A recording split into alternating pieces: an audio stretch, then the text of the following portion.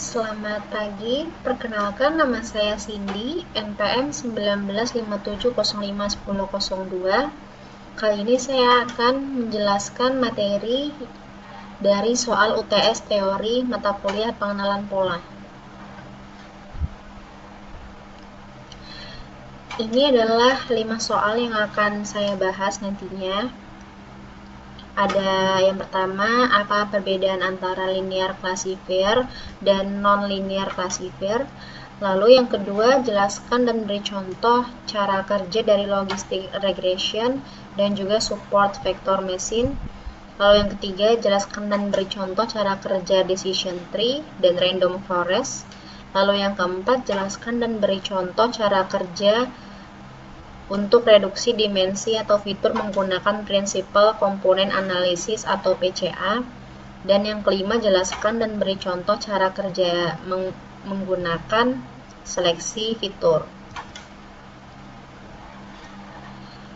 Nah, untuk yang soal pertama, apa perbedaan antara linear classifier dan non-linear classifier? Yang perbedaannya pada linear classifier atau SVM ini digunakan ketika jumlah fitur sangat tinggi, misalnya klasifikasi dokumen. Ini karena SVM linear memberikan akurasi yang hampir sama dengan SVM non-linear, tetapi SVM linear sangat cepat dalam kasus seperti itu. Nah, sedangkan penggunaan pengklasifikasi non-linear jika data tidak dapat dipisahkan secara linear. Untuk pengklasifikasi linear, salah satu mengklasifikasikan enclave, sedangkan pengklasifikasi non-linear seperti KNN akan sangat akurat untuk jenis suatu masalah jika set pelatihan cukup besar. Untuk prinsip dasar SVM adalah linear classifier dan selanjutnya dikembangkan agar dapat bekerja pada problem non-linear. Untuk linear classifier ini merupakan klasifikasi yang mengambil keputusan berdasarkan nilai kombinasi linear dari sifat-sifatnya. Nah, sifat-sifat suatu objek tersebut juga nilai fitur atau ciri dan biasa dinyatakan dalam vektor yang disebut vektor fitur. Nah, untuk non-linear classifier ini contohnya itu seperti KNN. Jika suatu masalah non-linear dan batas kelasnya tidak dapat didekati dengan baik dengan hyperplane linear, maka pengklasifikasi non-linear seringkali lebih akurat daripada pengklasifikasi linear.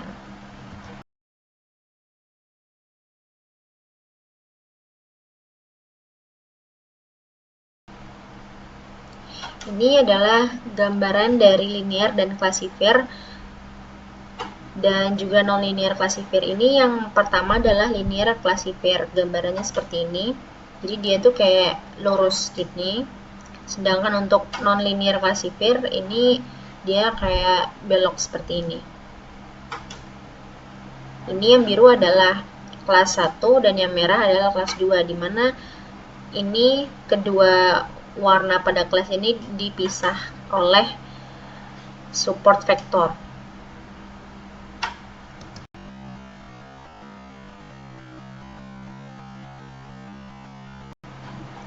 Lalu yang kedua, soalnya ialah jelaskan dan berikan contoh cara kerja logistic regression dan support vector machine atau SVM. Untuk linear regression itu pengertiannya adalah suatu cara pemodelan masalah keterhubungan antara suatu variabel independen terhadap variabel dependen. Nah, contohnya adalah menentukan apakah suatu nilai ukuran tumor tertentu termasuk kedalaman tumor ganas atau tidak. Ini di bawah ini adalah gambar dari klasifikasi linear regression. Jadi linear regressionnya itu lurus miring seperti pada gambar ini. Nah, dari grafik di atas terlihat bahwa garis yang dibentuk dari linear regression mampu mengklasifikasi masalah tumor dengan baik. Namun ada masalah yang muncul ketika kita memiliki outlier data. Nah, untuk gambaran berikutnya akan dijelaskan di sini, di mana pada gambar atas ini ada outlier data membuat garis linear regression tidak lagi mengklasifikasi data dengan baik. dua data yang sebelumnya terklasifikasi sebagai tumor ganas berpindah menjadi tumor tidak ganas hanya karena satu data baru. Nah, lalu bagaimana kita dapat membentuk suatu garis yang dapat membagi data ke dalam dua kelas secara baik?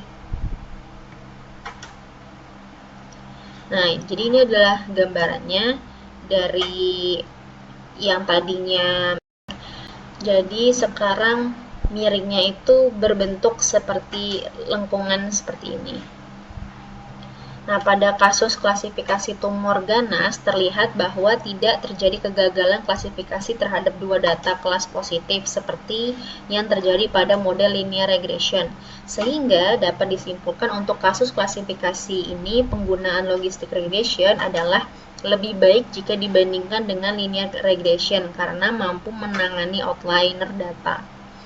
Logistic regression adalah sebuah algoritma klasifikasi untuk mencari hubungan antara fitur atau input discrete kontinu dengan probabilitas hasil output discrete tertentu. Jadi di sini adalah tumor ganasnya 0,5-nya di sini, lalu ini adalah titik nolnya di mana yang merah ini adalah di bawah yaitu kelas negatif, sedangkan yang biru ini adalah kelas positifnya di atas ini. Ini adalah ukuran dari tumornya, udah melebihi ke atas.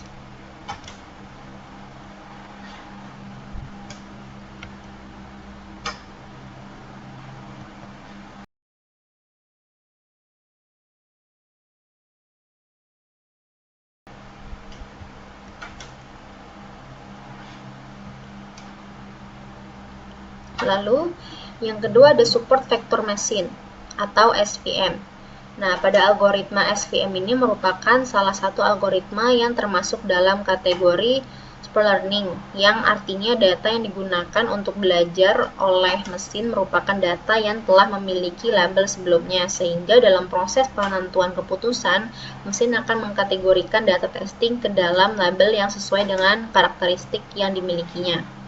Nah, cara kerja dari metode support vector machine ini khususnya pada masalah nonlinear adalah dengan memasukkan konsep kernel ke dalam ruang berdimensi tinggi. Tujuannya adalah untuk mencari hyperplane atau pemisah yang dapat memaksimalkan jarak atau margin antar kelas data. Untuk SVM ini juga dapat mengatasi masalah klasifikasi dan regresi dengan metode linear maupun nonlinear. Seperti gambarnya contohnya di bawah ini, dia ada hyperplane yang miring ini. Lalu juga ada hyperplane yang dia tidak beraturan. Jadi dia tuh kayak miring, ada miring yang ke sini, lalu ada yang berbentuknya silang.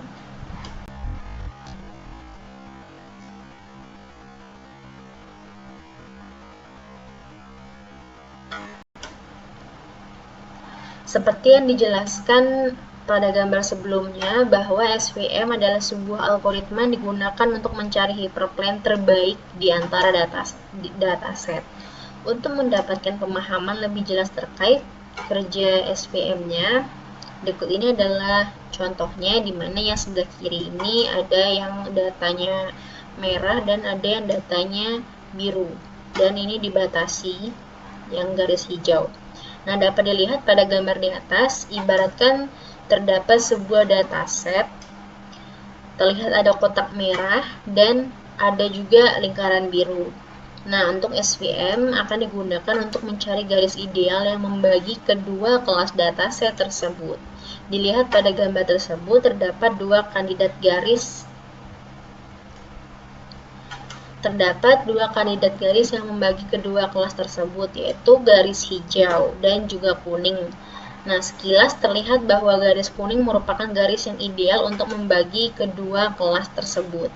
Gitu. Jadi, garis yang idealnya adalah yang kuning, yang garis miring ini.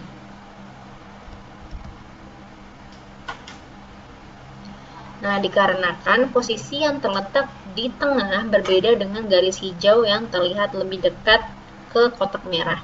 Namun itu baru asumsi saja. Untuk melihat garis mana yang paling terbaik, digunakanlah algoritma SVM ini. Seperti pada gambar di sini ya, di mana ada SVM-nya, support vektornya. lalu optimal hyperplane-nya yang kuning ini, lalu maximize marginnya ini adalah jarak dari support vector. Support vector ini adalah yang membatasi jarak antara yang lingkaran biru dengan yang kotak merah. Sesuai dengan algoritma SVM, pertama ditentukan terlebih dahulu titik yang paling dekat dengan garis dari kedua kelas. Titik tersebut disebut dengan support vector. Setelah ditentukan, maka akan dihitung jarak antar garis dan support vector tersebut. Nah, jarak ini dinamakan dengan margin ini tadi. Nah, tujuan dari algoritma ini adalah memaksimalkan margin yang ada sehingga mendapatkan garis hyperplane yang optimal.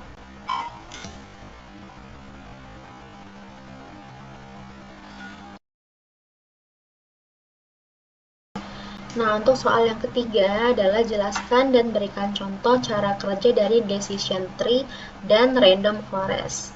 Nah, yang pertama ada decision tree, di mana decision tree merupakan sebuah keputusan dengan graf dasar atau pohon dalam kondisi atau situasi tertentu, algoritma yang banyak digunakan dalam klasifikasi. Dengan metode ini, sebuah item dapat dikelompokkan dan dimodelkan pada sebuah pohon keputusan, sehingga dapat dengan mudah dimengerti. Decision tree menggunakan konsep entropi yang digunakan dalam menentukan atribut mana sebuah pohon akan dibagi. Dalam jurnal atau artikel yang berjudul Model Data Mining sebagai prediksi penyakit hipertensi kehamilan dengan teknik decision tree, ditulis oleh Ari Muzakir dan Rika Anissa, terdapat 3 konsep dalam decision tree. Nah, 3 konsep tersebut di antara lainnya data dinyatakan dalam bentuk tabel dengan atribut dan record. Lalu yang kedua, atribut menyatakan suatu parameter yang dibuat sebagai kriteria dalam pembentukan tree. Lalu yang ketiga, atribut memiliki nilai-nilai yang dinamakan dengan instance.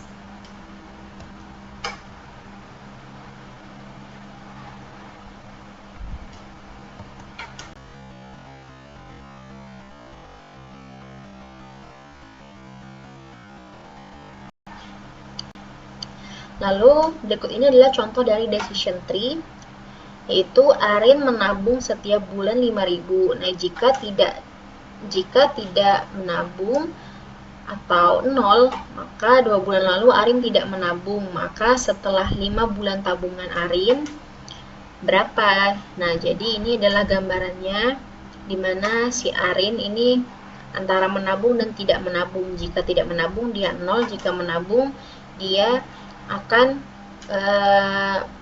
ini per bulannya 5.000, dan ini adalah 10 dikurang 10.000 jika Arin tidak menabung selama 2 hari, selama 2 bulan, maaf. Nah, jika tidak menabung selama 2 bulan kan berarti kurang 10.000 itu. Nah, jadi untuk di totalnya itu adalah 115.000, karena dia total dari 5 bulannya adalah 115.000 karena dikurang 10.000 ketika si Arin tidak menabung 2 bulan, yaitu totalnya 10.000. Jadi akhirnya setelah dihitung dari decision tree dinyatakan bahwa selama 5 bulan itu dihasilkanlah 115.000. Nah, lalu contoh yang kedua, perusahaan A akan meluncurkan produk terbaru jika dalam bulan pertama memiliki laba 35% senilai 50 juta dan memiliki kerugian 65%. Nah, bulan berikutnya laba turun menjadi 10% senilai 1 juta. Maka buatlah decision tree-nya. Ini adalah perusahaannya, di mana yang ini adalah produk baru dan ini tidak mengeluarkan produk baru. Ketika mengeluarkan produk baru, ini adalah labanya yang 35% dengan 10%. Kalau 35% dia akan menghasilkan 5 juta, 10% akan menghasilkan 1 juta, dan ruginya jika 65% dan 90% akan sama-sama menghasilkan 0. Dan jika tidak mengeluarkan produk baru, ini tidak akan menghasilkan apapun, seperti itu.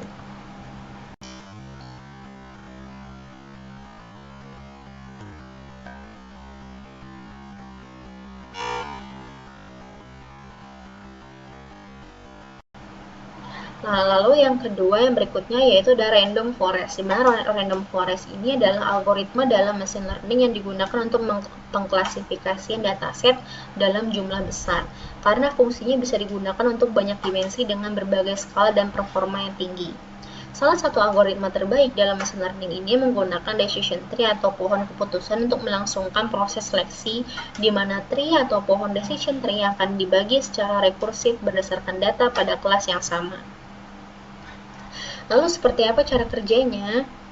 Random forest ini bekerja dengan membangun beberapa decision tree dan menggabungkannya demi mendapatkan prediksi yang lebih stabil dan akurat. Nah, untuk random forest ini adalah kumpulan decision tree di mana biasanya dilatih dengan metode bagging. Ide umum dari metode bagging adalah kombinasi model pembelajaran untuk meningkatkan hasil keseluruhan.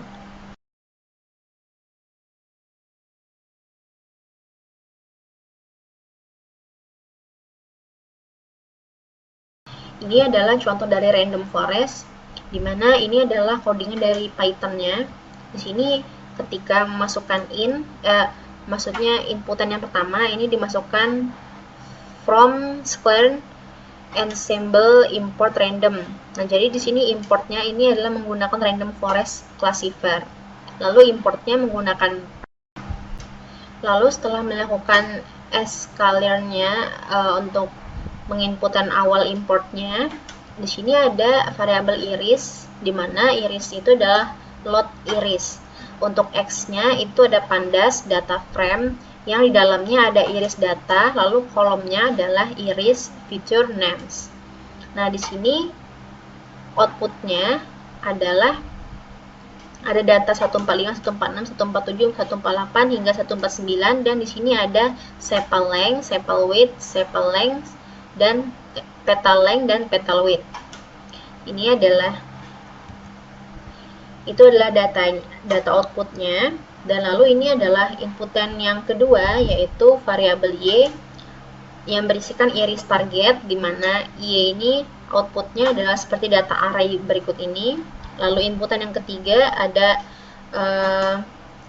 classifier, di mana classifier ini isinya adalah random forest classifier estimators yang ukurannya adalah 100, lalu max depth-nya 2, random state-nya 0. Nah, di mana ini adalah print-nya untuk mencetak hasilnya.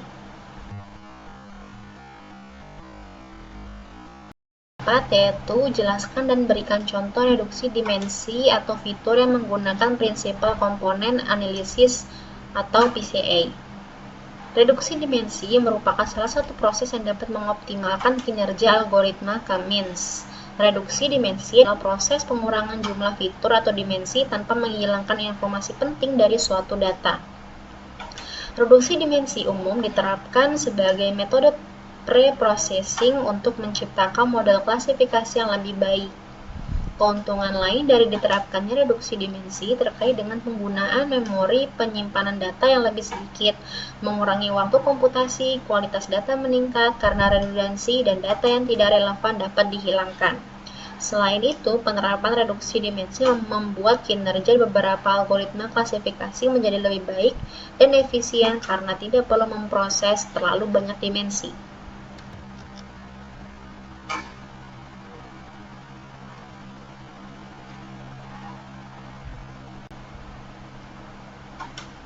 Lalu berikut ini adalah contoh dari reduksi dimensi atau fitur yang menggunakan PCA.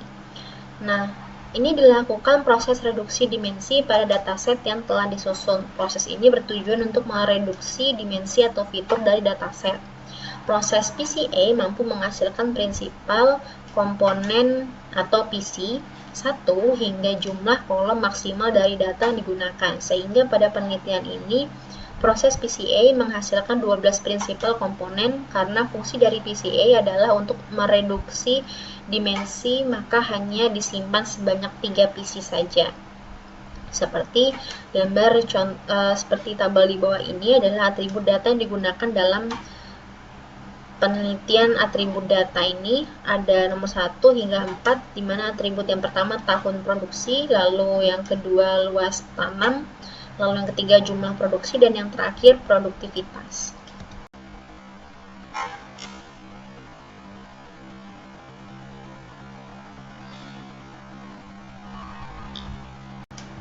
Dataset pada penelitian ini diproses menggunakan PCA dengan perhitungan eigen value dan eigen vektor, kemudian disimpan ke dalam 3 kolom dengan jumlah baris yang sama untuk tiap kolom, yaitu 430 baris. Nah, data ini yang kemudian digunakan pada proses clustering. Contoh baris data hasil proses PCA terdapat pada gambar berikut ini. Nah, di mana di sini ada tabel 1 hingga 9, dan ini adalah nama-namanya, dan ini menampilkan dataset PCA-nya yang hanya 3 kolom saja, 1, 2, 3, dan ini adalah nama-nama yang dia memiliki 3 kolom PCA.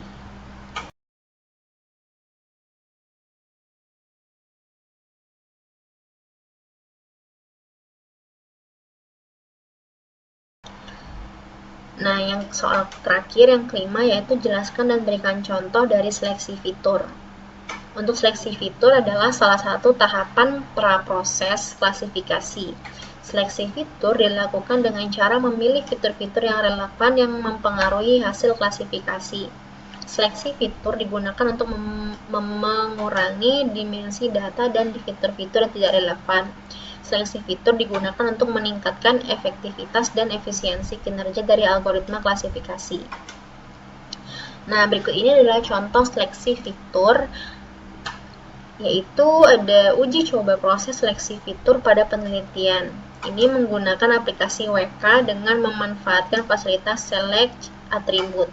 Nah, atribut evaluator yang digunakan adalah correlation attribute eval dengan ranker search method, infogain attribute eval dengan ranker search method, dan wrapper subset eval dengan greedy stepwise search method. Nah, masing-masing menggunakan 10 false cross validation.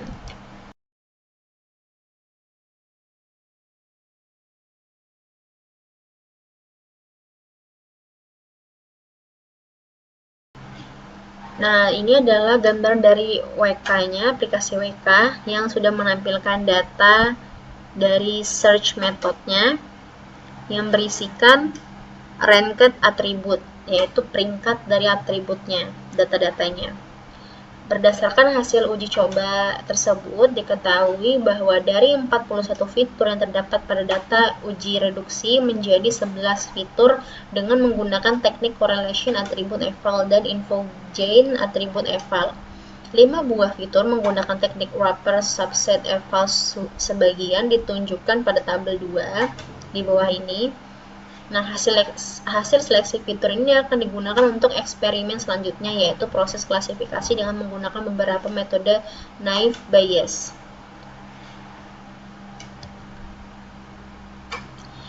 Nah, ini adalah tabel tersebut sudah yang disebutkan sebelumnya.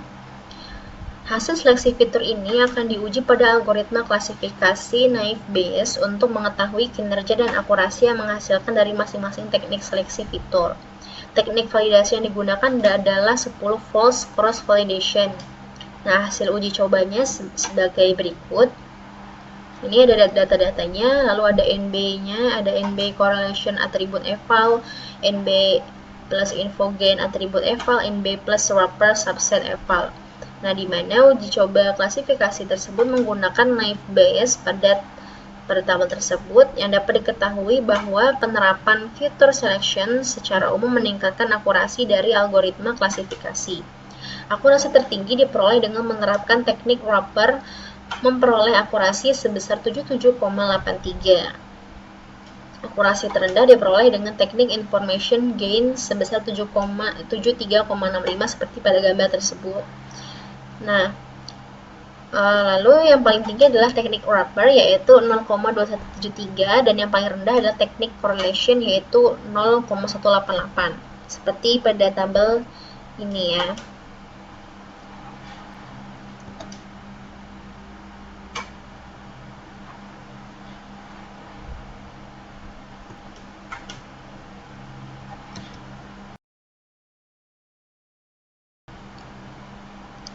Nah, sekian dari penjelasan saya. Mohon maaf apabila kekurangan kata dan apabila ada kesalahan kata. Saya akhiri. Terima kasih. Selamat siang.